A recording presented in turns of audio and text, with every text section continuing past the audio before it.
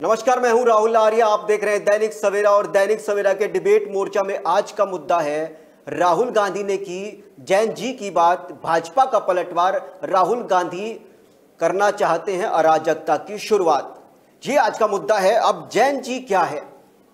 आपने नेपाल के हालात देखे होंगे, ज्यादा वक्त नहीं बीता है, नेपाल के अंदर से एक शब्द निकला जैन जी, और वो जो जनरेशन जो 1997 से लेकर और 2012 के बीच में जो जनरेशन पैदा हुई है, बॉर्न हुई है, उसको जैन जी बोला जाता है।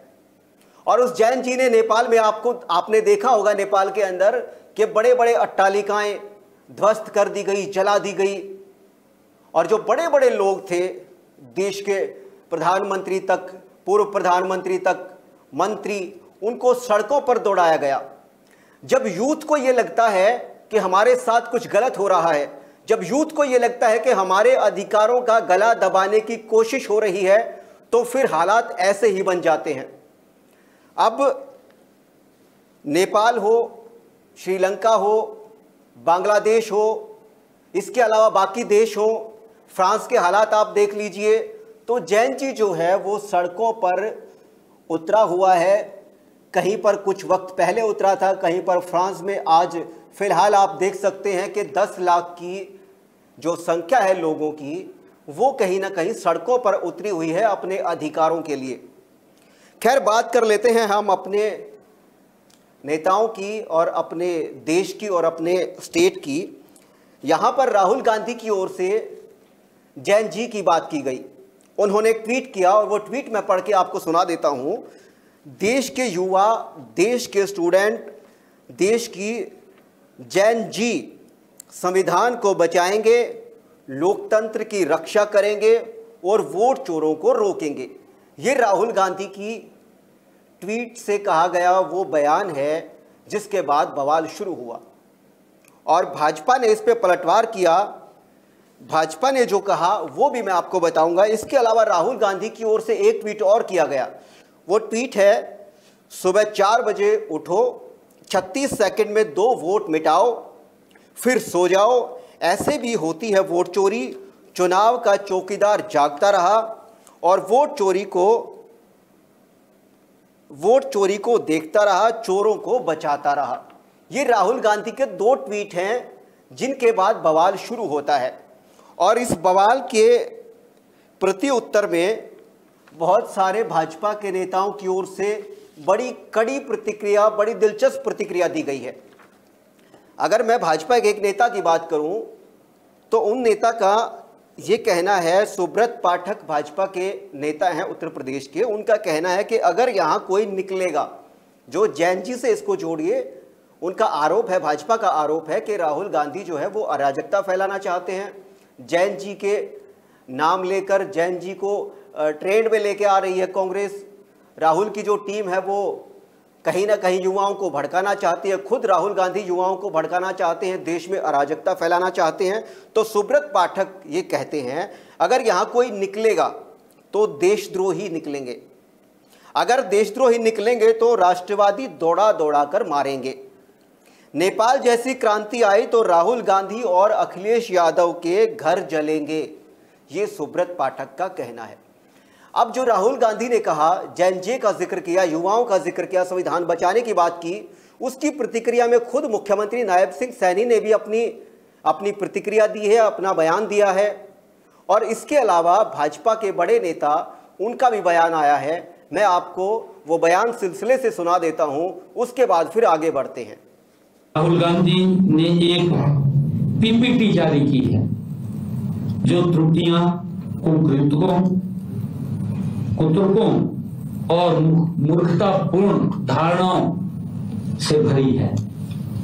ऐसा करके वे अपनी विफलताओं को छिपाने और देश में अराजकता फैलाने का काम राहुल गांधी कर रहे हैं।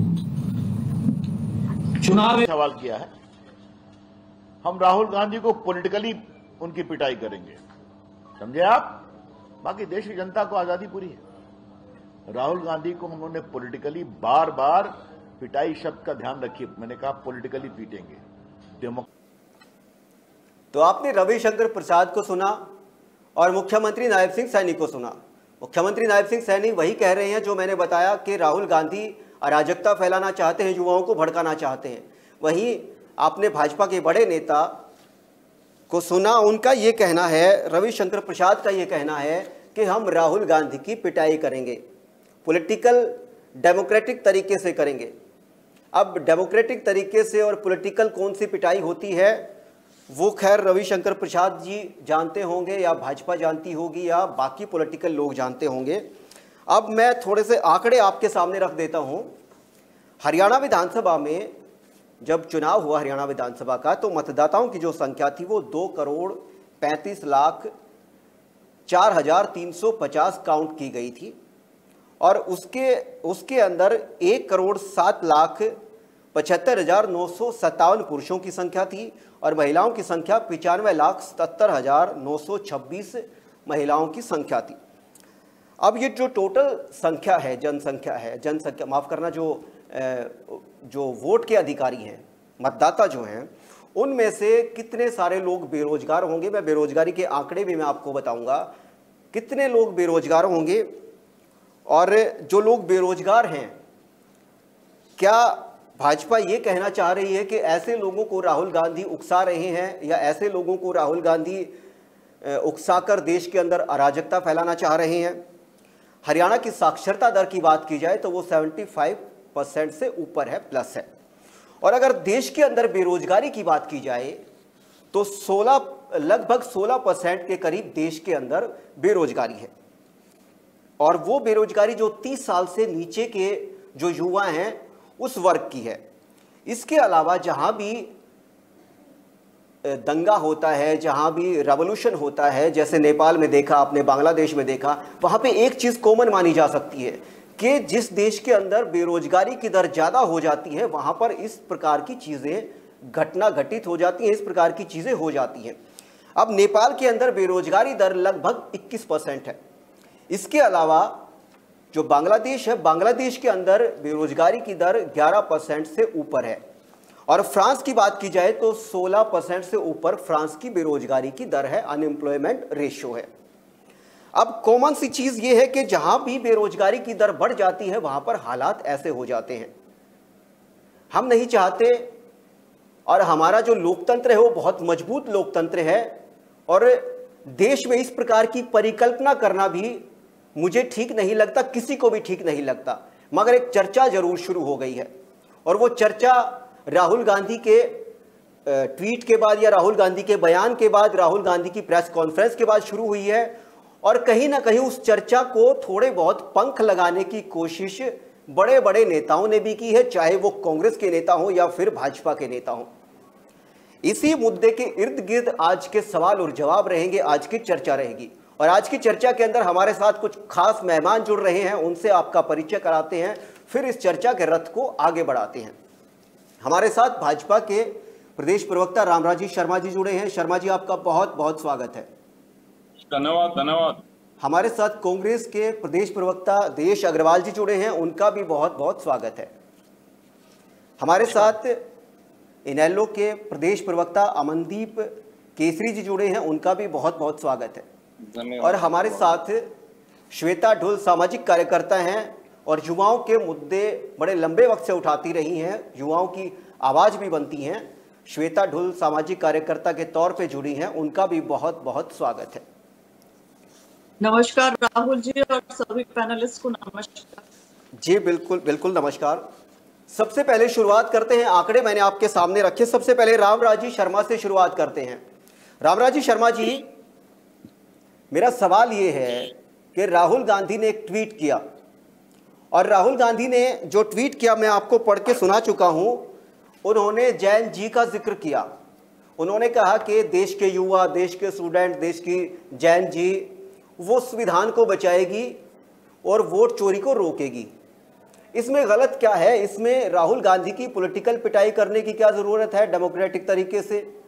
या राहुल गांधी इसमें अराजकता फैलाना चाह रहे हैं? इसमें कौन सा भाव है अराजकता का, वो बताएं। मैं आपको बताना चाहूंगा, चाहे राहुल गांधी हो चाहे ये कांग्रेसी हो, ये जनता द्वारा नकारे गए लोग हैं और उल जलूल बातें बौखलाहट में बोल रहे हैं। अराजक तत्वों से मिले हुए हैं, ये इसमें अराजकता फैलाना चाह रहे हैं और जब सही समय आता है ये भाग जाते हैं। और मैं आपको बताना चाहूंगा, लोकतंत्र में इनका विश्वास नहीं है और जो संवैधानिक संस्थाएं हैं उनके बारे में ये उलझुल बातें करते हैं, जबकि सच्चाई ये है हमारे देश की जनता विश्व के सबसे लोकप्रिय और ताकतवर प्रधानमंत्री आदरणीय नरेंद्र मोदी जी के साथ है और उन्होंने देश की जनता ने आशीर्वाद दिया। तीसरी बार हमारी सरकार बनी, केंद्र में बनी और विश्व के सबसे लोकप्रिय और ताकतवर प्रधानमंत्री आदरणीय नरेंद्र मोदी जी तीसरी बार हमारे प्रधानमंत्री बने। उनकी अगुवाई में हमारा देश बहुत आगे बढ़ा। रक्षा के क्षेत्र में हम आत्मनिर्भर होने जा रहे हैं। आर्थिक दृष्टि से हम चौथा पायदान पर आ गए हैं, बहुत जल्दी दूसरे तीसरे पायदान पर होंगे और एक भव्य ऐतिहासिक राम मंदिर का निर्माण उनके कार्यकाल में हुआ। धारा 370 और 35 से जम्मू कश्मीर से हटाई गई। वक्फ बोर्ड संशोधन बिल जो एक कानून बन चुका है, ये बड़ा ऐतिहासिक फैसला हुआ। अनेकों ऐसे काम हुए, विदेश में हमारी दाग जमी, हमारा डंका बजा और जिस तरह से 2-3 दिन पहले उनका जन्मदिन था, पूरे हिंदुस्तान की देवतुल्य जनता जनार्दन ने महापर्व के रूप में उनका जन्मदिन मनाया। अनेकों ऐसी योजनाएं, जनहित योजनाएं की हमने शुरुआत करी।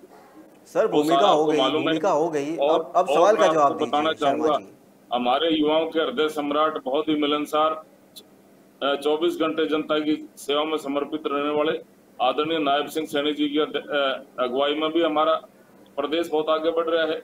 हरियाणा एक, हरियाणवी एक, सबका साथ, सबका विकास, सबका विश्वास, इस पैटर्न पे हमारी सरकार काम कर रही है। इंडस्ट्रियल ग्रोथ हो रहा है हमारा और सबसे ज्यादा रोजगार हमारी सरकार ने दिया है, वो भी बिना खर्ची, बिना पर्ची के, मेरिट के आधार पर। इनके टाइम में क्या होता था, इनके टाइम में परिवारवाद, भूमिका हो गई। मेरा सवाल ये था, मेरा सवाल जो था वो उसका जवाब दीजिए। भूमिका हो गई। हेलो, सवाल का जवाब दीजिए। सवाल का जवाब आपका मैंने दे तो दिया। ये नहीं, आपने तो भूमिका बांध दी। आप तो कश्मीर में चले गए। हमारे देश में अराजकता फैलाना चाह रहे हैं और देश की जनता ने उनको नकार दिया। ये नकारे गए लोग हैं और इसलिए बौखलाहट में उलझुल बातें करते हैं, जबकि ये सब्जेक्ट से भाग जाते हैं। चाहे ये यूनिवर्सिटी हो, अब यूनिवर्सिटी में कन्हैया लाल जो इनकी पार्टी में शामिल हो गया, उन्होंने क्या नारे लगाए थे?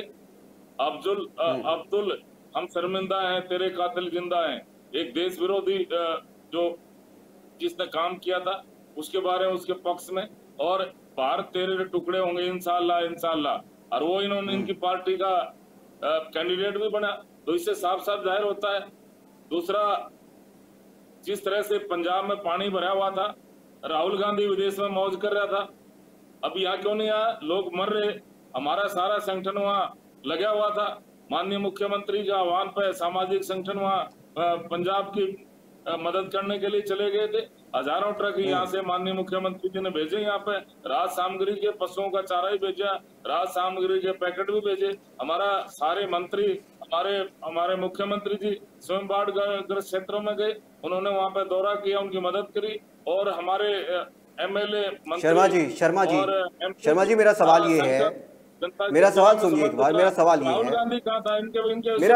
मेरा सवाल ये है कि राहुल गांधी के कौन से बयान से आपको ये लगता है कि देश में अराजकता फैल सकती है? ये सवाल है, आप सीधा सीधा जवाब दे दीजिए कि हाँ राहुल गांधी ने ये कहा, इसका ये मतलब बनता है, इस वजह से अराजकता फैल सकती है।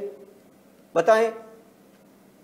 जिस आदमी का लोकतंत्र में विश्वास नहीं है, अब ये जहां ये जीत जाते हैं वहां तो ईवीएम मशीन ठीक होती है, और जहां ये हार जाते हैं वहां मशीनों पर ठीक फोड़ देते हैं, कहीं चुनाव आयोग पर दोष मत देते हैं। इसका मतलब क्या हुआ?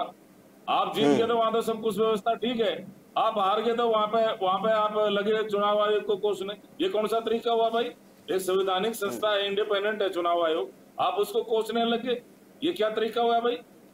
और फिर आप देश के युवाओं के बारे में उल्टा सीधा बोल रहे हो, देश के युवाओं को भड़का रहे हैं, जबकि देश का युवा तो हमारे साथ है और देश का युवा हमारे साथ है। इसलिए केंद्र में भी तीसरी बार हमारी सरकार बनी और प्रदेश में भी तीसरी बार सरकार बनी हमारी, और दूसरी बार हमारे डॉक्टर नायब सिंह सैनी हमारे मुख्यमंत्री बने। युवाओं का अहम रोल था इसमें, सबसे ज्यादा नौकरियां हमारी सरकार ने दी और सबसे ज्यादा युवाओं के लिए हमारी सरकार कार्य कर रही है। चलिए जी दिनेश अग्रवाल जी, जी रामराज जी शर्मा का ये कहना है कि राहुल गांधी को यकीन नहीं है लोकतांत्रिक संस्थाओं पे, वो उल जुलूल बातें करते हैं।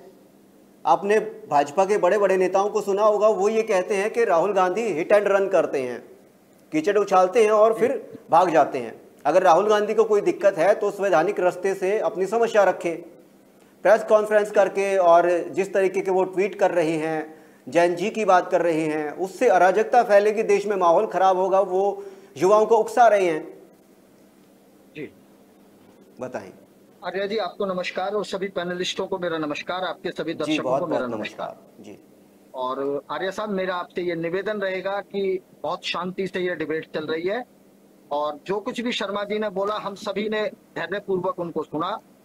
कम से कम आपने मेरे से प्रश्न किया, मैं उसका उत्तर दूंगा, जो उन्होंने बातें की हैं उनके उत्तर दूंगा, बीच में इंटरप्शन ना हो ये आप ध्यान। नहीं, मैं चाहता हूँ, एक तो बड़ा सबसे गंभीर पहली मुद्दा है, बात इस ये पे है। चर्चा होनी चाहिए, मैं चाहता हूँ इस हाँ, पे, बिल्कुल बहुत अच्छी बात। बहुत एक तो गंभीर आर्या मुद्दा है, इस साहब, पे चर्चा होनी चाहिए। हाँ देखिए राहुल जी ने क्या कहा वो आपने बताया कि देश का युवा, स्टूडेंट और जैन जी देश के लोकतंत्र को बचाएंगे, वोट चोरी को रोकेंगे।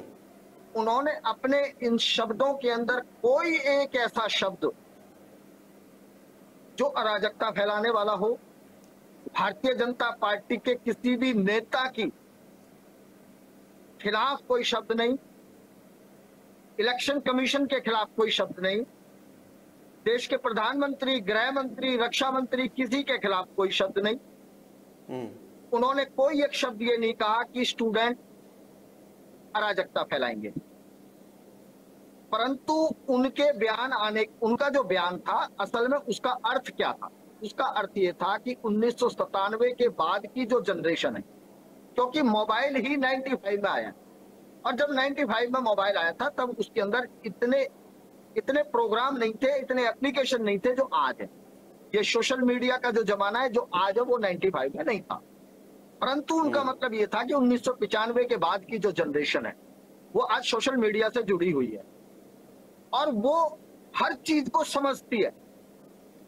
पूरे विश्व स्तर पर क्या चल रहा है, कौन सा कंट्री, कितनी कैपिटल ग्रोथ है, कितनी वहां पर कैपिटल इनकम है, किसकी जीडीपी कितनी है, इन सब चीजों को नई जनरेशन समझती है। अब मैं इसमें एक बात और जोड़ना चाहता हूँ। देखिए आर्य साहब, इसमें कोई दो राय नहीं है कि हिंदुस्तान एक कृषि प्रधान देश है और 80% की जनसंख्या हिंदुस्तान की कृषि पर निर्भर करती है। और भारत में जो कृषि से जुड़े हुए लोग हैं, मूलतः आप जानते होंगे कि वो 3-4 चीजों में ही प्रोफेशनल हैं। या तो वो किसानी कर सकते हैं, दूसरे नंबर पर उनकी प्रायोरिटी होती है देश की सेना में भर्ती होने की, जो हमारी सरकार ने बंद कर दी।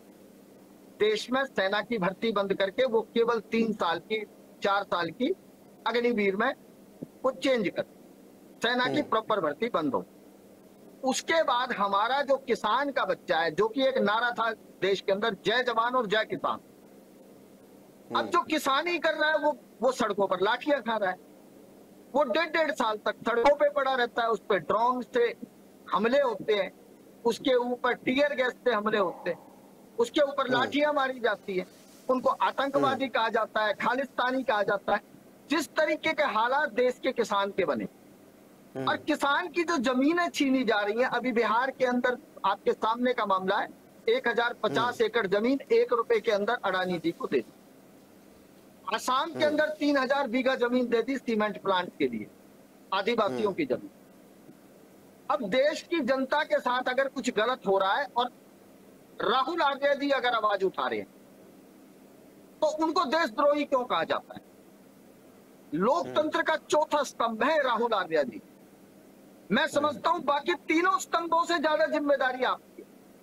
अगर विधायिका कुछ गलत करती है, कार्यपालिका गलत करती है, न्यायपालिका गलत करती है, तो जनता तक उसकी आवाज पहुंचाना आपका काम। अगर आपको देशद्रोही कहा जाए तो कैसा लगेगा? इसका मतलब कि हम कार्यपालिका को भी दबाना चाहते हैं, न्यायपालिका को भी, और हम प्रेस की फ्रीडम को भी दबाना चाहते हैं। आज हिंदुस्तान प्रेस की फ्रीडम के नाम पर इन पूरे वर्ल्ड के अंदर 152 नंबर पर है, और पर कैपिटल इनकम में 194 कंट्रियों में 144वें नंबर पर भारत है। लेकिन देश में प्रचार क्या हो रहा है कि हम चौथी आर्थिक स्थिति बन चुके हैं, चौथे नंबर के पायदान पर खड़े हैं वर्ल्ड के अंदर, परंतु पर कैपिटल इनकम में हम 144वें नंबर पर है।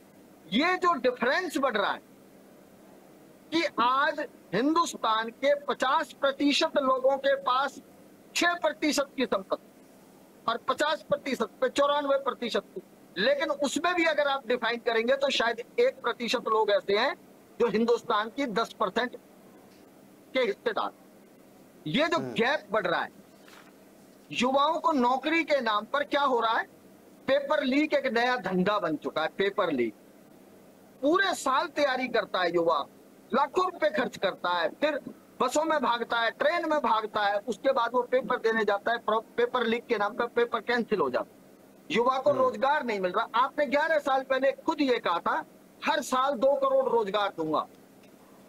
हम उस बात को कहते हैं तो हम बुरे लगते हैं, लेकिन मैं नहीं कह रहा, ये देश का युवा कह रहा है कि अब तक तो केंद्र सरकार की जो जिम्मेवारी थी, आपने खुद वायदा किया कि आपको अब तक 24 करोड़ रोजगार आपको दे देने चाहिए थे केंद्र सरकार, परंतु एक तरफ आप किसान की जमीन छीन रहे हैं, दूसरी तरफ आप रोजगार नहीं दे रहे, तीसरी तरफ आप पेपर लीक कर रहे हैं, चौथी तरफ आप उनको डंडे मार रहे हैं। आप युवाओं को भी पीट रहे हैं, आप किसानों को भी पीट रहे हैं, सेना में भर्ती आपने खत्म कर दी। अब उन सब चीजों से दुखी आदमी, उसके बाद उसके पास क्या बचता है? उसके पास एक ही चीज बचती है कि मैं अपने मत के अधिकार से सरकार को बदल दूं। ठीक है।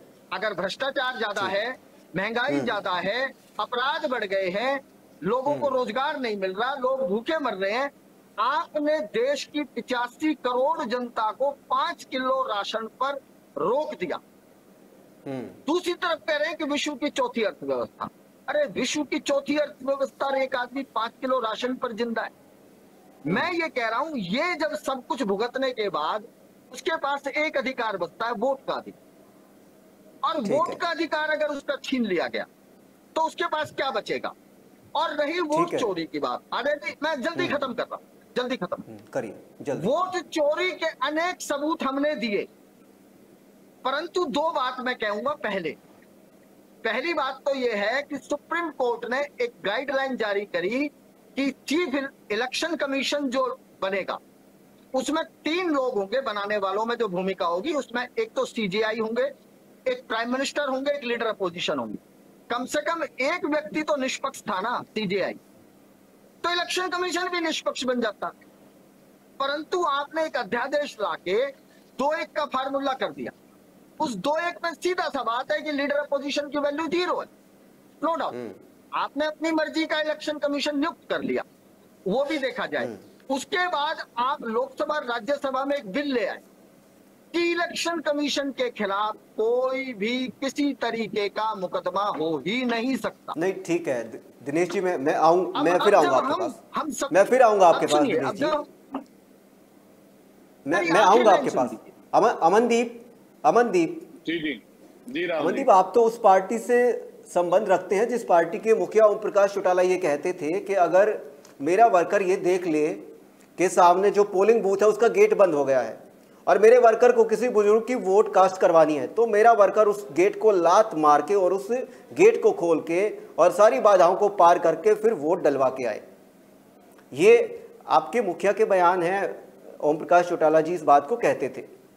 अगर राहुल गांधी ने ऐसा कुछ कहा है, अपने मुद्दे को लेकर उन्होंने ये कहा है कि युवाओं की सपोर्ट मांगी है, तो इसको अराजकता से आप किस तरीके से जोड़ के देखते हैं और इस मुद्दे पर आपकी पार्टी का क्या स्टैंड है? जी राहुल जी, सबसे पहले तो आपको बधाई इस बात के लिए कि आपने बड़े महत्वपूर्ण मुद्दे को उठाया, और मैं देख रहा था कि पिछले आधे घंटे से आप दोनों राष्ट्रीय पार्टियों के प्रवक्ताओं को ये समझाने में जोर दे रहे थे कि बहुत महत्वपूर्ण मुद्दा है। क्योंकि महत्वपूर्ण इसलिए है कि भारत एक बड़ा युवा देश है जहां पर युवाओं की जनसंख्या बहुत ज्यादा है, और हरियाणा खासकर से, हरियाणा के अंदर भी युवाओं की जनसंख्या बहुत ज्यादा है और बेरोजगारी दर भी सबसे ज्यादा है। आपने बहुत अच्छे से ये बात उठाई कि जिस प्रकार से नेपाल में एक क्रांतिकारी आंदोलन हुआ उसके मुख्य कारण, या बांग्लादेश में हुआ, श्रीलंका में हुआ, उसके मुख्य कारण यही थे कि जब बेरोजगारी बढ़ जाती है, युवाओं के अंदर असंतोष पैदा हो जाता है, तो वो सत्ता के खिलाफ जाते हैं। देखिए, इस मुद्दे से, और दोनों पार्टी के प्रवक्ताओं की आपने बात भी सुनी, जो सीनियर लीडर्स की इनके बयान आए हैं, ये बात स्पष्ट हो गई है कि दोनों पार्टियां ये जरूर मानती हैं कि देश के युवाओं में असंतोष जरूर है, बढ़ती बेरोजगारी से, बढ़ती महंगाई से, बढ़ते रोजगार के अवसरों से। जो देश के साथ खिलवाड़ इन्होंने सत्ता के लिए किया था, जो वायदे सत्ता में आने के लिए किए थे, उससे भारतीय जनता पार्टी तो भागी जरूर है। और भारतीय जनता पार्टी का ये रिएक्शन भी तभी आया है कि जैसी जन जी की बात आती, युवाओं की बात आई, स्टूडेंट की बात आई, कि उनको ये मालूम है कि एक असंतोष पैदा है, अगर कोई इनकी बात करेगा तो शायद ये सड़कों पे ना निकल आए। और कांग्रेस को भी बहुत अच्छे से मालूम है ये एक बहुत बड़ा असंतोष है, और सबसे बड़े वर्ग के अंदर, देश के अंदर, जैसे आपने हरियाणा की बात करी, देश के अंदर भी युवा की संख्या सबसे ज्यादा है, और पूरे विश्व में हमें सबसे युवा देश माना जाता है। लेकिन इसके जिम्मेदार दोनों ही राष्ट्रीय पार्टियां हैं। 2014 में जो वायदा करके भारतीय जनता पार्टी आई थी कि 2 करोड़ रोजगार देंगे, हम अपने इंस्टीट्यूशंस को वर्ल्ड लेवल पर लेकर के जाएंगे, और न जाने कितने वायदे थे कि भाई मैन्युफैक्चरिंग का हब बन जाएगा, बाहरी इन्वेस्टमेंट आएगी, वो सभी फेल हुए। और प्रत्यक्ष को प्रमाण की आवश्यकता नहीं, आज देश के अंदर 2014 के बाद युवाओं ने सबसे ज्यादा पलायन किया इस देश से। आज आपके सामने हरियाणा का ज्वलंत उदाहरण है कि हमारा जो युवा बच्चे हैं, और जो सबसे ज्यादा मैं कहूंगा कि मेहनती हरियाणा का युवा, सबसे ज्यादा मेहनत करने कश वाला युवा है, वो आज जो है 2 नंबर में डोंकी रूट के जरिए आज बाहर विवश, अपनी जान को खतरे में डालकर बाहर जाने के लिए विवश हो रहा है, केवल 2 वक्त की रोटी कमाने के लिए। किसानों को अपनी जो छोटी सी जमीन होल्डिंग उनकी आती है, वो बेचने पर मजबूर हैं। उसकी जितनी जिम्मेवार भारतीय जनता पार्टी है, तो कांग्रेस भी कम नहीं है, क्योंकि 2014 से पहले कांग्रेस की ही सत्ता रही थी। और हमने देखा कि जिस प्रकार से इन्होंने जो है इंजीनियरिंग कॉलेजों की धांधलेबाजी करी, देश प्रदेश के अंदर जिस मर्जी को कॉलेज खोलने के लिए लाइसेंस दे दिया, बच्चे पढ़ने तो जरूर गए, लेकिन रोजगार के अवसर पैदा नहीं हुए। तो इन सभी बातों को देखते हुए ये बात बिल्कुल स्पष्ट है कि युवाओं के अंदर तो रोष जरूर है, और हम ये मानते हैं इंडियन नेशनल लोकदल पार्टी कि भाई इस तरह के जब हालात देश के अंदर पैदा हो जाते हैं, तो उसका एक जो हमने तरीका निकाला, और 25 तारीख को चौधरी देवीलाल जी के 112वें सम्मान दिवस पर हम ये घोषणा करने जा रहे हैं कि हम राइट टू रिकॉल, जो चौधरी देवीलाल ने कॉन्स्टिट्यूशन के अंदर एक बार लाने की कोशिश की थी, लेकिन उस समय नहीं हुआ था, लेकिन उसके लिए एक आंदोलन, और हम घोषणा कर देंगे राइट टू रिकॉल की जो कॉन्स्टिट्यूशनल अमेंडमेंट है, वो भारत के अंदर, हरियाणा के अंदर लाई जाए। इंडियन नेशनल लोकदल सबसे पहले प्रयासरत रहेगी, और पहला राजनीतिक दल होगा जो ये बात कह रहा है कि अगर राजनेता जो वायदे सत्ता को पाने के लिए, कुर्सी पे बैठने के लिए करते हैं, और वो वायदे अगर वो नहीं निभाते, तो देश की जनता, देश के युवा के हाथ में वो पावर होगी कि उनको कुर्सी से वापस उतारा जाए। और यही बात, इस बात का लेकर के, क्योंकि जो ज्वलंत मुद्दा, प्रेजेंट मुद्दा चला हुआ है, उसकी बात को, और युवाओं की खासकर बात को पुरजोर तरीके से रखने के लिए, और हम ये मानते हैं कि आप एक चीज मानते हैं, आप इस चीज को मानते हैं कि युवाओं में असंतोष जरूर है, मगर मेरा सवाल आपसे यही था कि जो राहुल गांधी ने ट्वीट किया है, राहुल गांधी ने जो अपनी प्रेस कॉन्फ्रेंस में युवा शक्ति का भी जिक्र किया है उन्होंने, तो अगर उसी को अराजकता से जोड़ के देखा जाए, तो मैंने ओम प्रकाश चौटाला के बयान का भी जिक्र किया। अभय चौटाला का एक बयान मैं आपको और बता देता हूं, जिसमें अभय चौटाला 2014 से 19 में एक बात कहा करते कि जो ये मीटर बाहर लगे हुए हैं, जिस दिन सरकार आएगी इनको उखाड़ के और जोड़ में फिकवा दूंगा। तो फिर अगर राहुल गांधी के 2 शब्दों से अराजकता फैल सकती है, तो फिर आपके नेता तो बहुत बड़े बड़े बयान देते हैं, अगर इन्हीं चीजों से अराजकता फैलती है तो। देखिए राहुल आर्य जी, मैं आपको ये बता देना चाहता हूं कि सरदार शहीद आजम भगत सिंह जब अपने समय में क्रांतिकारी कोई बात करते थे, रेवोल्यूशनरी कोई बात करते थे, उस समय के चाहे बड़े राजनीतिक नेता हों, चाहे उस समय की जो अंग्रेजों की हुकूमत रही हो, वो उनको यही बोलते थे कि ये जो बात कर रहा है लड़का, ये अराजकता वाली बात कर रहा है। हमारा दल किसान और कमेरे का दल है। हम बहुत पिछड़े वर्ग के हिमायती हैं, पिछड़े वर्ग को रिप्रेजेंट करते हैं और गांव और देहात से आते हैं। हमारी बात को और खास करके हरियाणवी लैंग्वेज को हमेशा से जो बड़ी बड़ी 5 स्टार पार्टियां हैं, राष्ट्रीय दल हैं, उन्होंने एक तरह आक्रामक लिया है और उन्होंने ये बात नहीं जानी कि भाई ये आक्रामकता हमारी भाषा के अंदर है, हमारे बोलने का जो भाषा है ये आपकी पार्टी की शैली है। नहीं, शैली नहीं है। आप जिस रीजन से नहीं, कर रहे हैं, अग्रेसिव पॉलिटिक्स करना कोई गलत चीज नहीं है, मैं उस पर सवाल नहीं उठा रहा। मैं ये कह रहा हूं कि देखिए, हरियाणा के अंदर बाप को भी तू कहकर बोला जाता है। अब आप ये हमारी, मैं कहता हूं कि भाई ये हमारी परंपरा कह लीजिए या हमारी संस्कृति में है। अब आप इसको ये कहें कि भाई ये बदतमीज लोग होते हैं, वो बिल्कुल गलत है, वो इंटरफेयर करना गलत है। तो ये बात, और हमारे ऊपर ये स्टैंप खासकर से मीडिया और ये जो बड़े 5 स्टार पार्टियां हैं जो दिल्ली में बैठ के राजनीति करती हैं, और हम सड़क पर आकर खेत कल्याण की बात करते हैं, हम खेत मजदूर की बात करते हैं। ठीक है, मैं श्वेता के पास चलूंगा और हमारे श्वेता बहुत देर से वेट कर रही है, मैं उनके पास चलूंगा, वो काफी देर से इंतजार कर रही हैं। श्वेता जी, मैं आपसे सवाल करूं उससे पहले मैं रामधारी सिंह दिनकर की 4 पंक्तियां सुनाता हूं जो देश के हालातों को भी रिप्रेजेंट करती हैं और युवाओं से भी कहीं ना कहीं वो जुड़ती हैं आकर। रामधारी सिंह दिनकर ने कहा था कि हल और फावड़े राजदंड बनने को हैं, धूसरता सोने से श्रृंगार सजाती है, दो राह समय के रथ का घर घर नाद सुनो, सिंहासन खाली करो के जनता आती है। आप युवाओं की बात करती हैं, युवाओं को रिप्रेजेंट भी करती हैं, युवाओं के मुद्दे भी उठाती हैं और युवाओं से कहीं ना कहीं आप कनेक्ट भी रहती हैं। क्या आपको लगता है कि इस प्रकार की कोई स्थिति देश के अंदर बन सकती है या उसकी कोई ना कोई चर्चा शुरू हो गई है, या ये बातें निरर्थक है? जी राहुल जी, सबसे पहले तो मैं आपको धन्यवाद करना चाहूंगी इस मीटिंग डिबेट के लिए।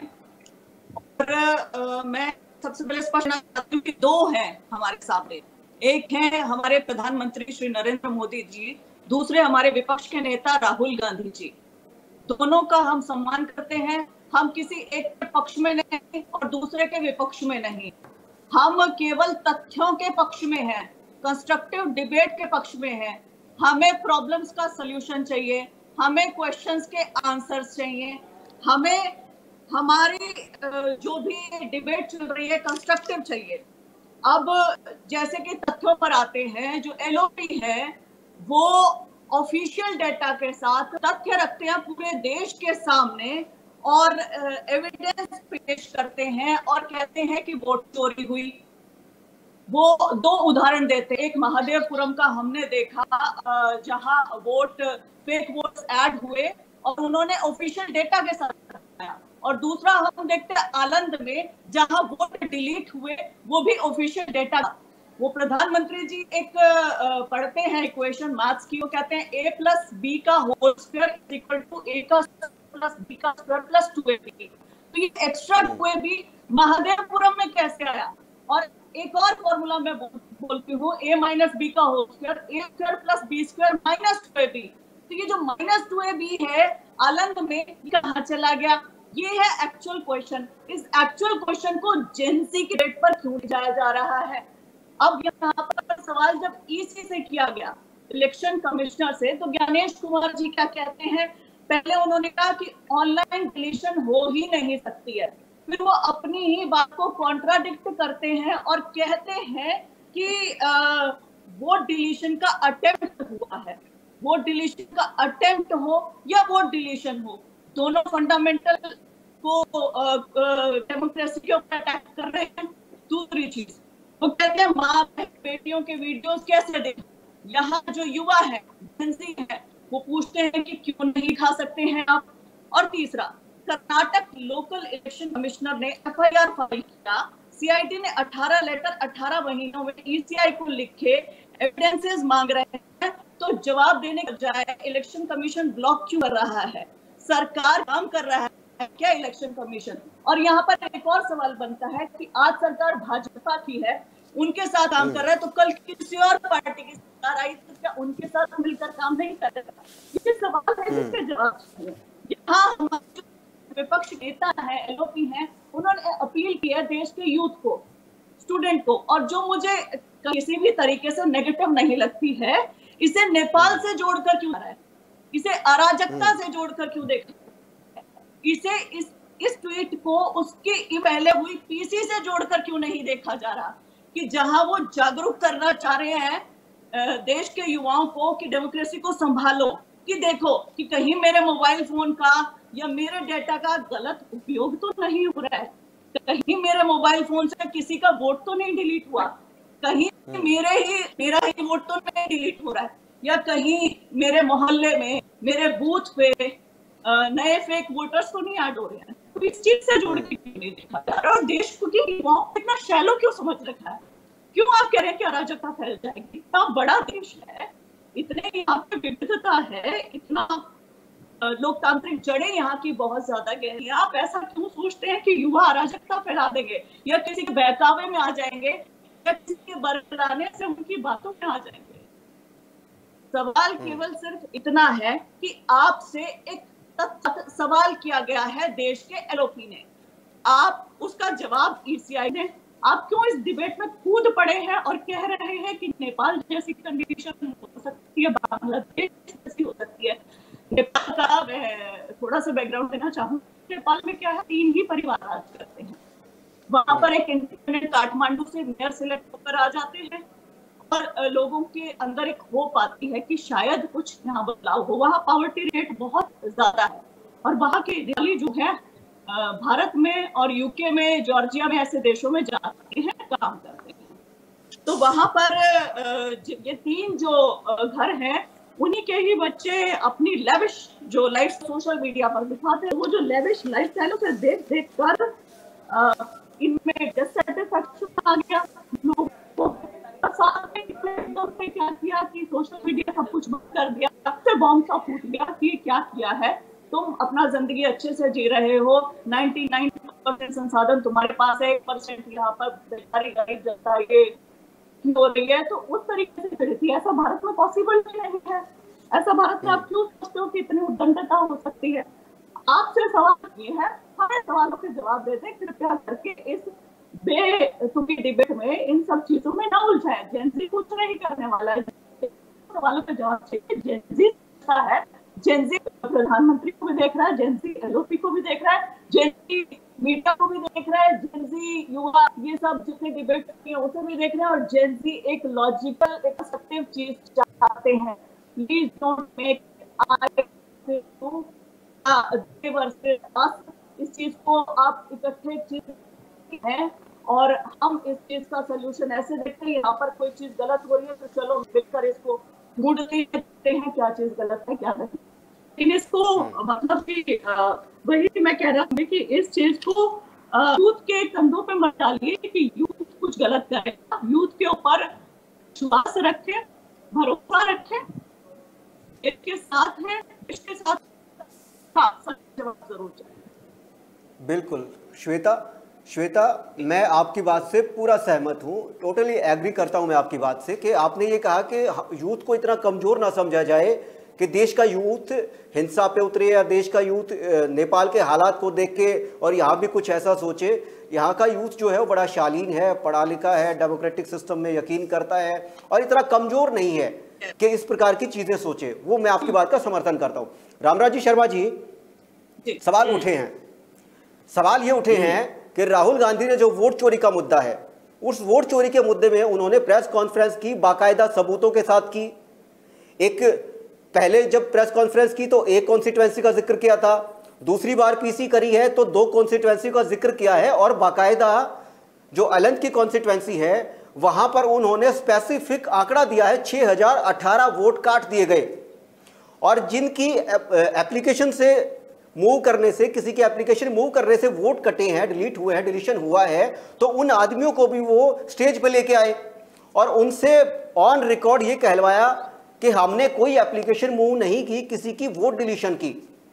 तो फिर एक चीज़ समझ में नहीं आती है कि इतनी जब डेमोक्रेसी पे इस तरीके का चुनावी प्रक्रिया पे इतना बड़ा सवाल खड़ा होता है तो इलेक्शन कमीशन की तरफ से केवल एक ट्वीट किया जाता है, एक जवाब दिया जाता है और बस वो पोस्टर के तौर पे चलता है। एक सवाल। दूसरा सवाल मेरा आपसे ये है कि जब भी राहुल गांधी इलेक्शन कमीशन पर सवाल खड़ा करते हैं तो भाजपा के नेता सबसे पहले जवाब देने क्यों आते हैं बजाय इलेक्शन कमीशन के? ये सवाल है, बताएं। तो मैं आपको बताना चाहूंगा, ये वोट चोरी सबसे पहले कांग्रेस ने शुरू की और कांग्रेस से बड़ा वोट चोरी से पूरे विश्व में नहीं है। पहले भी आपके चैनल पर मैं एक बार बता चुका हूं, सरदार पटेल के पास में 14 वोट थे इनका इंटरनल जब इलेक्शन था और नेहरू के पास में 1 वोट था। तो सरदार पटेल को तो हरा दिया और नेहरू को जिता दिया। उसके बाद में डॉक्टर BR अम्बेडकर जी को इन्होंने वोट चोरी करके हराया। उसके बाद से शुरू हो जाओ, ये दिनेश अग्रवाल है, गुड़गांव का रहने वाला है, इनके सुखबीर कटारिया ने वोट चोरी क्या नहीं करे, ये पूछ लें से। इनके सारे दिल्ली वालों के, बाहर वालों के वोट सुखबीर कटारिया के घर का एड्रेस देके वहां पे माननीय हाईकोर्ट में मुकदमा चल रहा है। क्या वोट चोरी नहीं करे? ये बताए एक बार। ठीक है, इसके बारे में नहीं। अगर रामराजी शर्मा जी, अगर कांग्रेस ने जो गलतियां की हैं तो आप अपनी गलतियों को कांग्रेस की गलतियों के पीछे छिपा के ये कहेंगे उन्होंने किए तो हम भी करेंगे, ये तो लॉजिकल बात नहीं हुई सर। मैं कह रहा हूँ इनसे बड़ा वोट चोर कोई है नहीं। उल्टा चोर कोतवाल को डांटे। अरे वो तो बहुत छाल तो बोले, छालने के बोले जिसमें 70 छेद, इनमें तो 70 छेद हैं। और दूसरा, जिस तरह से ये आरोप लगा रहे हैं और चुनाव आयोग के हम स्पोक्स पर्सन नहीं है, हम तो अपनी बात का जवाब देंगे। ये आपने हमारे से क्वेश्चन किया, हम उसका जवाब दे रहे हैं। चुनाव आयोग एक संवैधानिक संस्था है, इंडिपेंडेंट संस्था है, वो खुद चुनाव आयोग अपना आप जवाब देगा, हम तो नहीं दे रहे उनका जवाब। और दूसरा मैं आपको बताना चाहूंगा, कांग्रेस से बड़ा वोट चोर कोई है नहीं। अब ये देश में अराजकता फैलाना चाह रहे हैं जगह जगह घूम के, और जब सामने भाग जाते हैं, कहीं पे नोटिस देंगे फिर भाग जाएंगे सामने, और कहीं पे जब जीत जाते हैं वहां पे सब कुछ ठीक होता है। हार जाते हैं, कभी वहां पे ईवीएम खराब था, फलाना खराब था, ये खराब था। मेरा सवाल ये है, राहुल गांधी का जो ट्वीट है उससे भाजपा के नेता ये मतलब निकाल रहे हैं कि राहुल गांधी युवाओं को भड़काना चाहते हैं, अराजकता फैलाना चाहते हैं। अब 1990 के दशक में जब लाल कृष्ण आडवाणी ने अपनी यात्रा शुरू की थी, सोमनाथ से यात्रा शुरू के अयोध्या तक यात्रा थी, बीच में यात्रा रोकनी पड़ी, उनको गिरफ्तार होना पड़ा। उस यात्रा के दौरान, उस पूरी मूवमेंट के दौरान कितनी हिंसा हुई? मुझे तो नहीं लगता किसी कांग्रेस के नेता की ओर से ये कहा गया हो कि अराजकता फैलाना चाहते हैं, देश के अंदर अस्थिरता लाना चाहते हैं, लोकतंत्र को खत्म करना चाहते हैं। अगर युवाओं को अपने मुद्दे के साथ जोड़ने की कोई बयानबाजी होती है, कोई ट्वीट होता है, कोई प्रेस कॉन्फ्रेंस होती है, तो उसमें क्या गलत है? मैं आपको बताना चाहूंगा, वो हमारी धार्मिक आस्था का सवाल था। हमारा मंदिर जो 500 साल तक हमारी 4-5 पीढ़ियां इंतजार करती रही अयोध्या धाम में, और कांग्रेस पार्टी ने जिस तरह से हमारे साथ जाति करी हिंदू भाइयों के साथ में, माननीय सुप्रीम कोर्ट में भी जब उसका मुकदमा चल रहा था अयोध्या धाम का, एक भव्य ऐतिहासिक मंदिर अयोध्या में बने, कांग्रेस पार्टी ने पूरी फौज वकीलों की खड़ी कर दी थी अयोध्या धाम में भगवान श्री राम का मंदिर ना बने, इसके खिलाफ में, भगवान श्री राम के मंदिर के खिलाफ में। तो इससे बड़ा और क्या हो सकता है? और दूसरा मैं आपको बताना चाहूंगा, जिस तरह से ये इन्होंने मुसलमान बसा दिए बाहर से ला के, कहीं बांग्लादेश से ले आए, कहीं से ले आए, कहीं बर्मा से ले आए, ये रोहिंग्या मुसलमान। तो कांग्रेस पार्टी का तो ध्येय ये है। इंदिरा गांधी ने जब इमरजेंसी लगाई उस टाइम में हिंदुओं का तो पकड़ के नसबंदी कर दिया, मुसलमानों को छेड़ा नहीं। ये जिन्ना की पाठशाला के विद्यार्थी हैं, ये भारत को मुस्लिम राष्ट्र बनाना चाह रहे थे, अल्पसंख्यक को बहुसंख्यक बनाना चाह रहे हैं, बहुसंख्यक को अल्पसंख्यक बनाना चाह रहे हैं। ये जिन्ना के पाठशाला के विद्यार्थी हैं और ये बौखलाहट में उलझुल बातें करते हैं और बौखलाहट में इस तरह की बातें करते हैं। ये जनता द्वारा नकारे गए लोग हैं। आज युवा शक्ति हमारे साथ है, सबसे ज्यादा रोजगार हमने दिए और गवर्नमेंट में भी दिया, मेरिट के आधार पर दिया, बिना खर्ची बिना पर्ची के। प्राइवेट सेक्टर में भी इंडस्ट्रियल ग्रोथ हो रही है और लेटेस्ट टेक्नोलॉजी उनको सिखाई जा रही है। और जिस तरह से हमारे यहाँ IMT 10 IMT और बनेंगे और जिस तरह से रोडों का जाल बिछ गया है बुनियादी ढांचा मजबूत हुआ है, कहीं मेट्रो का विस्तार हुआ है, कहीं हॉस्पिटल बन गए हैं, कहीं स्कूल यूनिवर्सिटीज बन गई हैं, तो मैं समझता हूँ इससे बढ़िया यूथ के लिए तो हो ही नहीं सकता। प्राइवेट सेक्टर दिनेश जी बताएं, दिनेश जी बोलिए। आर्य साहब, आपने शुरू में एक बात कही थी कि बहुत ही संवेदनशील मामला है और बड़ी सार्थक डिबेट होनी चाहिए, और यहाँ बैठे सभी पैनलिस्ट ने आपकी इस बात को माना, परंतु 2 बार आपने मौका दिया भाजपा प्रवक्ता को, दोनों बार आपके प्रश्नों का जवाब नहीं देकर बातों को जहां तक वो घुमा रहे हैं, मैं उनके बोली गई हर बात का जवाब दे सुखबीर सकता कटारिया का बात दे देने, आपकी सरकार में मंत्री रहा सुखबीर कटारिया, उसका जवाब क्यों नहीं दे रहा? मैं आपसे जवाब पूछ रहा हूँ, बताइए। आप गुड़गांव के खुद रहने वाले हो। सुखबीर कटारिया गुड़गांव में भाषा शैली ठीक कर ले, वोट चोरी करके भी जवाब क्यों नहीं दे रहा? वोट चोरी करके बना तो नहीं बना था, बताइए ना। अरे वोट चोरी करके बना तो नहीं बना था, ये बता देना। प्रदेश की जनता, देश की जनता देख रही है आपको। राहुल जी, इसको समझा लो, ये भाषा ठीक कर ले, मैं डिबेट को खराब नहीं करना चाहता। क्या भाषा गलत बोल रहा हूँ क्या? मैं गाली दे रहा हूँ आपको? गाली दे रहा हूँ क्या आपको? मैं क्या भाषा बोलूं इससे ठीक बताइए। मतलब वो ये आपसे पूछ रहा हूँ, ये बताइए वोट चोरी करी नहीं करी थी? शर्मा जी उनको जवाब देने दीजिए। घर पे शर्मा जी उनको अपनी बात रखने दीजिए।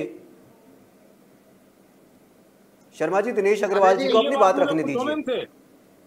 अरे जी, अगर अनइंटरप्टेड बोलने का मौका मिलेगा तो बोलूंगा, वरना मैं चुप बैठा रहा हूँ। बिल्कुल बोलो, बोलिए आप, कौन मना करता? बोलिए आप, जवाब दे उसका। जवाब दीजिए, प्रदेश की जनता देख रही है आपको। चुप रहे। शर्मा जी रुके आप, शर्मा जी रुक जाएं आप। जी दिनेश जी बताएं अपनी बात। आर्य जी, सबसे पहले मैं 3-4 चीजें आपके सामने रखूंगा, उसके बाद शर्मा जी की बातों का जवाब दूंगा। चंडीगढ़ मेयर चुनाव के अंदर जो अनिल मशीद था, वो भाजपा का कार्यकर्ता था या नहीं था? उसको इलेक्शन कमीशन ने अपना आदमी बनाकर बिठाया, वहां पे डिप्यूट किया इलेक्शन कमीशन ने, और कार्यकर्ता था भाजपा का। उसने जो वोट की चोरी करी, जो सुप्रीम कोर्ट में जाके साबित हुई, क्या अभी मुझे कहने की जरूरत है कि भाजपा और इलेक्शन कमीशन दोनों मिले हुए हैं वोट चोरी कर? इससे बड़ा प्रमाण नहीं हो सकता। दूसरा प्रमाण, पानीपत के अंदर जो ईवीएम मशीन का मामला था सरपंच वाला, वो सुप्रीम कोर्ट में जाके उसका जो डिसीजन था वो बदल गया। हारा हुआ सरपंच सुप्रीम कोर्ट में जीत गया, जीता हुआ हार गया। ये आपके सामने है, जहां तक ईवीएम का प्रश्न है और जहां तक वोट चोरी का। तीसरी बात, मैं अमनदीप केसरी भाई से कहूंगा कि कृपया वो अपने ऊपर ना ले, मैं आज बात कर रहा हूं मुद्दे की, दिल पे ना ले, वो कहीं अपने ऊपर ले जाए। देश के अंदर हारे हुए कैंडिडेट जब गए सुप्रीम कोर्ट और हाई कोर्ट में, तो सुप्रीम कोर्ट ने चुनाव आयोग से कहा कि आपको दिक्कत क्या है भाई, जो सेकंड नंबर का कैंडिडेट है वो अगर रिकाउंटिंग चाहता है तो आप कर दीजिए, क्या दिक्कत? तो चुनाव आयोग कहता है कि जनाब हमारे लिए संभव नहीं है कि हम इतने बड़े पैमाने पर रिकाउंटिंग कर सकें। एक विधानसभा में हरियाणा में आपको पता है 170, 80 या 200 बूथ होते हैं, इससे ज्यादा नहीं। केवल दो विधानसभाएं, बादशाहपुर और गुड़गांव जो बड़ी है, उसके अलावा 200 बूथ तक की विधानसभा। उन्होंने कहा जनाब ये असंभव है, तो सुप्रीम कोर्ट ने एक व्यवस्था दे दी, कोई बात नहीं, आप एक काम कीजिए, आप 5% बूथों की तो गिनती करा सकते हैं, वो करा दी। अब चुनाव आयोग ने देखा कि अगर हम सुप्रीम कोर्ट की ये बात भी नहीं मानेंगे तो गड़बड़ हो जाएगी, फिर नया बहाना देते हैं, क्या कहते हैं, जनाब करा तो दे लेकिन उसमें खर्चा बहुत होगा। दूसरा बहाना, सुप्रीम कोर्ट ने कहा कोई बात नहीं, जो रिट पिटीशन दायर करेगा आप खर्चा उनसे ले लीजिए, जो भी आपका खर्चा आता है। तो हमने हरियाणा के अंदर एक सीट के ऊपर, मैं नाम नहीं लूंगा, वो एक सीट के ऊपर हमने वहां 5% के हिसाब से 9-10 बूथ बनते थे, हमने 5 लाख रुपए जमा करा। जब इलेक्शन कमीशन ने हमको बुलाया रिकाउंटिंग ईवीएम की और वीवीपैट, मैं ये नहीं कह रहा कि हम जीत रहे हैं या हम हार रहे हैं, हम बात कर रहे हैं व्यवस्था की। जब वहां इलेक्शन कमीशन ने हमको बुलाया रिकाउंटिंग के लिए, तो इलेक्शन कमीशन ने एक ईवीएम मशीन को खोला और उसका डाटा डिलीट कर दिया, ना तो वोट ईवीएम में गिनवाए ना वीवीपैट में गिनवाए। और कह दिया जी डेमो करा देते।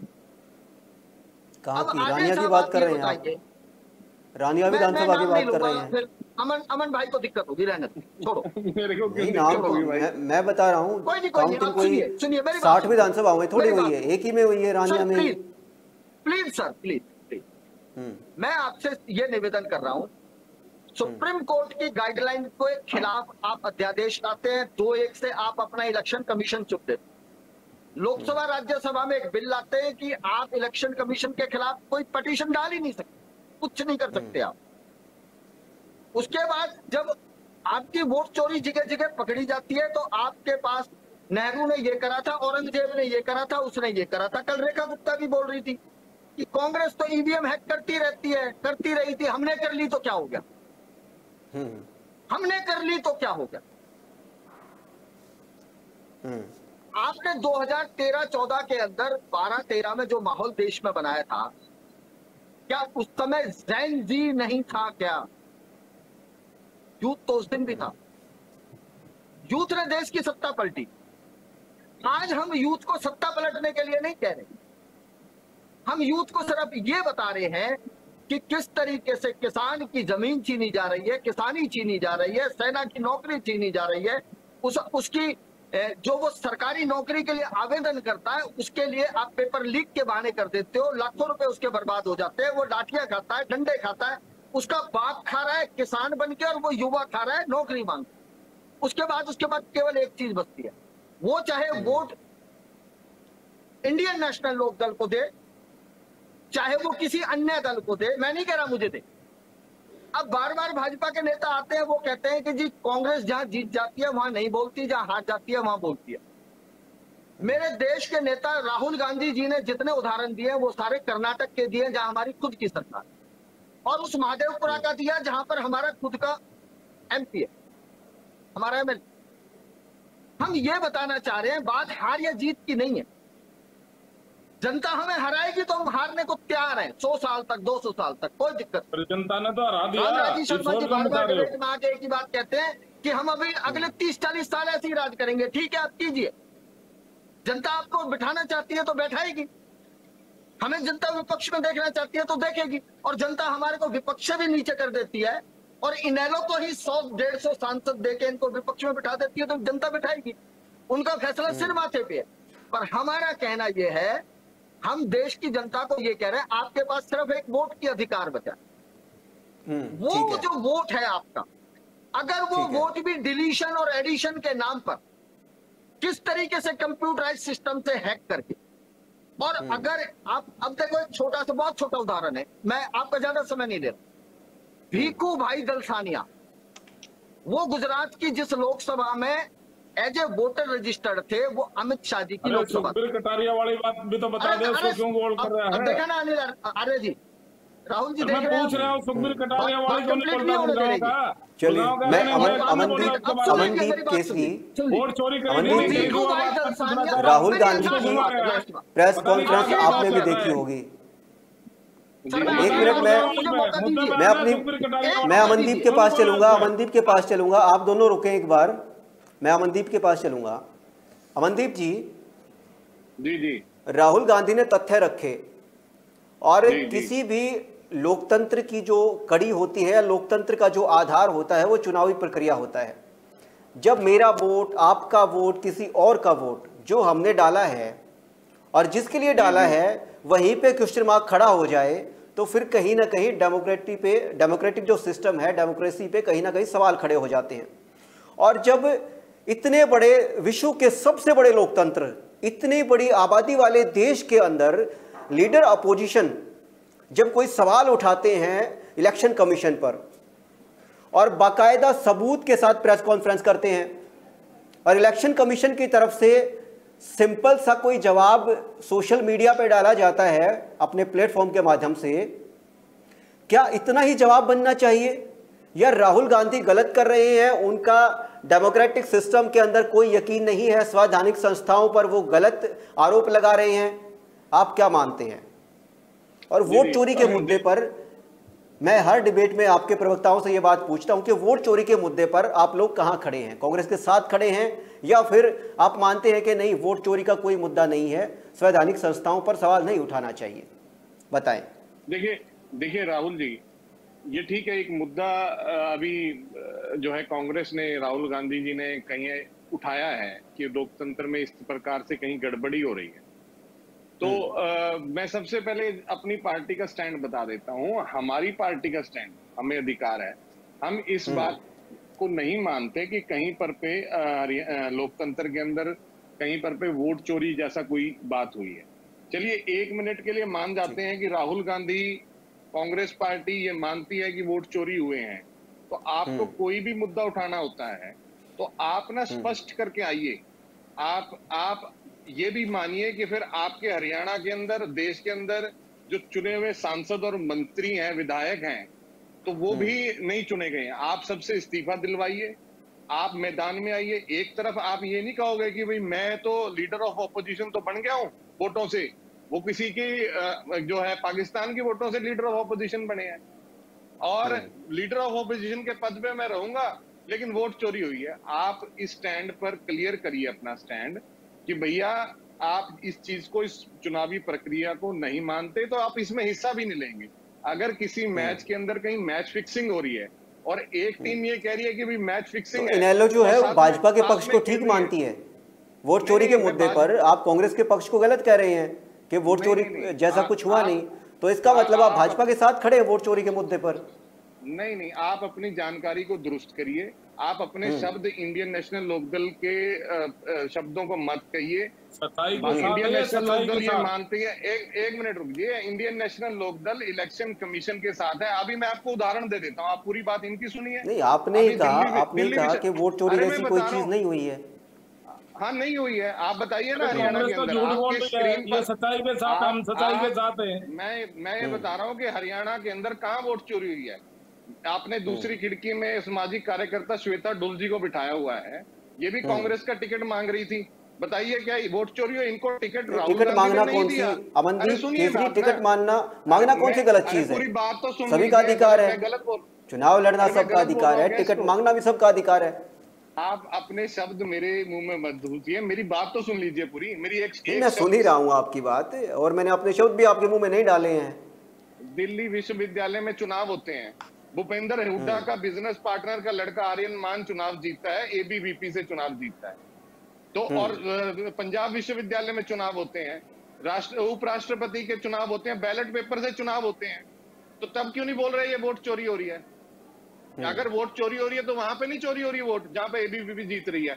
वहां खुद दीपेंद्र हुड्डा ने आर्यन मान की सपोर्ट करी और कांग्रेस के 2 प्रत्याशी उतारे क्योंकि वो उसके बिजनेस पार्टनर का बेटा है। और पंजाब वहां पे वोट चोरी नहीं हो रही। मैं ये, हमारा सवाल ये है कि आप अपना अगर स्टैंड क्लियर है कि वोट चोरी होती है चुनावों के अंदर, फिर वो सभी जगह होती है ना। ऐसे थोड़ी कि भाई जहां पर आपका मन करे वहीं पे वोट चोरी हो रही है। सवाल वही है कि जहां पर कांग्रेस जीत जाती है वहां पे सवाल नहीं उठाया जाता, जहां पे कांग्रेस हार जाती है वहां वोट चोरी का एलिगेशन लगता है। हरियाणा में मानते हैं, अगर आप हरियाणा में मानते हैं कि वोट चोरी हुई है तो कांग्रेस के 37 विधायकों को इस्तीफा देकर के मैदान में आना चाहिए कि भाई वो इस पूरी इलेक्शन प्रक्रिया को नहीं मानते। अभी आपको गुमराह करने की बात बताता हूं। अभी आप जो बार बार दिनेश जी राणिया की बात कर रहे हैं, मैं कोई बुरा नहीं मान रहा, लेकिन आप भी एक चौथे स्तंभ है ना, इस बात को मानते हैं। ये कह रहे हैं कि हाई कोर्ट ने ऑर्डर दे दिया कि गिनती करवा दो, इलेक्शन कमीशन ने नहीं करवाई, तो आप गए नहीं उनके खिलाफ दोबारा कोर्ट के अंदर मानहानि उसके अंदर हम गए हुए हैं। आप ये क्या, आप कोर्ट की प्रक्रिया को नहीं मानते, आप हाई कोर्ट जाइए, जिनको आप 5 स्टार वाली पार्टियां बोलते हो ना कि दिल्ली में बैठ के 5 स्टार की पार्टियां, देखिए कांग्रेस को एक मेरी नसीहत है कि भाई अगर देखिए देश की जनता, इस हिंदुस्तान का सबसे महंगा माहौल है। हुड्डा कहाँ रहता है भाई? हुड्डा कहाँ रहता है? और हुड्डा कहाँ रहता है? आप कांग्रेस गली में रहता है? 5 स्टार की पार्टी मोहल्ले में रहता है? अरे वहां तो प्रियंका गांधी भी रहती है, रॉबर्ट वड्रा रहता है, प्रियंका गांधी भी रहती है, प्रियंका गांधी रहती है। चलिए मैं श्वेता के पास चलूंगा, मेरा वक्त मुझे इजाजत दे रहा है, मैं श्वेता के पास चलूंगा। श्वेता, मैं श्वेता के पास चलूंगा, 1 मिनट रुकिए आप लोग। मैं श्वेता के पास चलूंगा, वक्त की पाबंदी है, मैं श्वेता के पास चलूंगा। श्वेता, आपने तमाम पैनलिस्टों की बात सुनी। 3,000 लड़िए मत। मैंने शुरू में कहा था लड़ने वाली डिबेट नहीं है, बड़े गंभीर मुद्दे पर ये डिबेट है।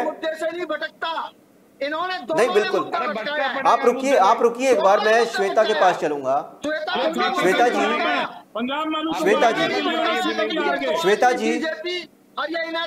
आवाज सुन पा रही है? रुकिए एक मिनट।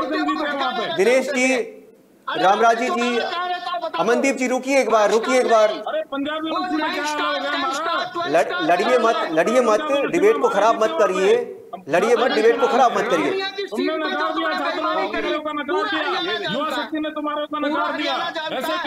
म्यूट करें, रामराजी जी को म्यूट करें, दिनेश जी को ही म्यूट करें। श्वेता मुझे बताएं, जो सत्ता पक्ष है उसकी ओर से ये कहा गया है, सत्ता पक्ष की ओर से, कि हमने तो रोजगार दिए हैं, बगैर खर्ची बगैर पर्ची रोजगार दिए हैं। आपका क्या एक्सपीरियंस है? कौन से रोजगार दिए? और आप इससे कितना सहमत हैं? बगैर खर्ची बगैर पर्ची और रोजगार देने की बात से कितना सहमत है?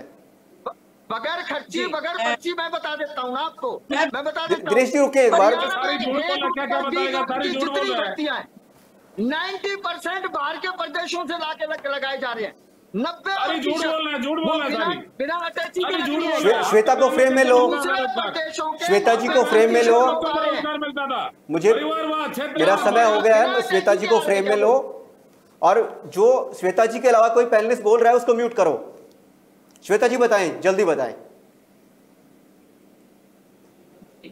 जो कहा जा रहा है बिना पर्ची बिना खर्ची पारदर्शिता से भर्ती, सबसे पहले तो यहाँ आपको ज्ञात होगा HPSC में ही 1,08,00,000 की रिश्वत के साथ पकड़े गए थे और का मामला हुआ था। यहाँ क्या हो रहा है, बी की जितनी भर्तियां हैं हरियाणा से बाहर के बच्चों का बड़ी भारी मात्रा में हो रहा है, और जो ग्रुप डी की भर्तियां हैं वहां पर हरियाणा से जा रहे हैं। पहली बात। दूसरी बात, यहाँ पर जो रिग्ड तरीके से बन जाते हैं, गलत बनाते हैं, आंसर कीज गलत होती हैं, उसके बच्चे बार रहते हैं, वो सब चल ही रहा है। इन सबके लिए बार बार लगातार आवाज उठाती हूँ। और यहाँ मुझे कहा गया मैं कांग्रेस से उसको मैं स्पष्ट करना चाहती हूँ कि यहाँ मैं सामाजिक कार्यकर्ता की हैसियत से बैठी हूँ और उसी के हिसाब से बात करूंगी। आपके डिबेट पर आना चाहूंगी राहुल जी। कहा जाता है युवा देश का भविष्य है, सब बोलते हैं युवा देश का भविष्य, आगे पॉलिटिक्स भी वही संभालेंगे, राजनीति भी वही संभालेंगे, डेमोक्रेसी भी वही देखेंगे, करेंगे।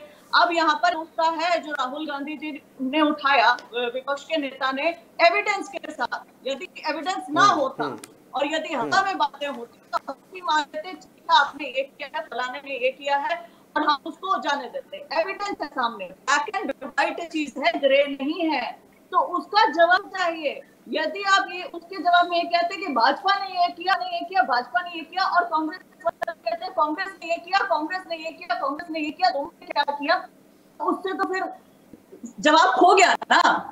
उससे तो फिर हम एग्जैक्ट चीज पे आ ही नहीं रहे हैं, उससे तो राउंड एंड राउंड घूम रहे हैं कि कल ये हुआ था, परसों ये हुआ था, आजादी के समय तुमने किया था, तुम्हारी गुड़गांव में ये हुआ था, हमारी पानीपत वाली में वो हुआ था। ऐसी बातें हैं तो जवाब तो गटर के अंदर गया, कारपेट के नीचे ब्रश कर दिया है।